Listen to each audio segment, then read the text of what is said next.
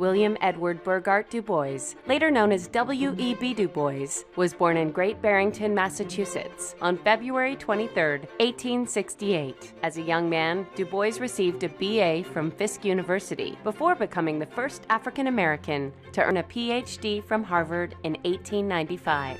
What is impressive about W.E.B. Du Bois, when he went to Harvard, they wouldn't accept his 4-year Fisk degree. Du Bois also faced the problem of not being allowed to stay on the Harvard campus after 6 p.m. So if you put it in context historically, it was a great feat.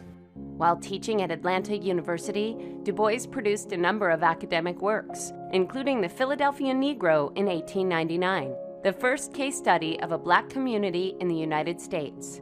Du Bois went into these blighted areas. He found a population that had terrible health issues, a lot of social ills such as poverty, high infant mortality, prostitution. He didn't entirely excuse the African American population, but in his analysis, he was very forceful about pointing out racism as a reason for a lot of these ills.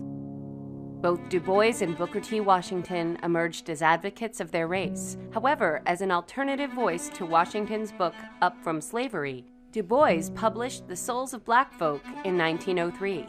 It was an absolutely unique book. It contains poetry, autobiographical sketches, historical articles, memoir, a wide-ranging representation of the diversity of black experience. In 1905, Du Bois founded the Niagara Movement, opposing Booker T. Washington's racial accommodation theory. The organization became the forerunner of the NAACP, and years later, Du Bois was appointed editor of the NAACP magazine, The Crisis. Du Bois wanted the crisis to have two main components: protest on the one hand and uplift on the other. At the same time that he was protesting lynching and race riots, he was building a consciousness. While continuing his work for civil rights, Du Bois published his first novel, The Quest of the Silver Fleece, in 1911. 4 years later, he published The Negro, the first general history of black Africans. He was one of the early scholars who felt like you could not understand the status and condition of blacks in the United States unless you came to terms with the status and condition of Africa. In 1920, Du Bois published the first of his 3 autobiographies, entitled Darkwater: Voices from Within the Veil. Then in 1935, Du Bois published his magnum opus, Black Reconstruction in America. With his 3 autobiographies, and in a sense you could say his body of work, Du Bois gave us a document of what it was like to be black in the American century. While becoming more influenced by communism, Du Bois made a losing bid for the New York State Senate at the age of 82.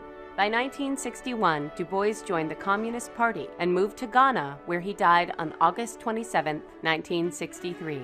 W.E.B. Du Bois can be deemed arguably the most profound African-American intellectual of his generation. His ideas are still highly relevant for the present generation of scholars.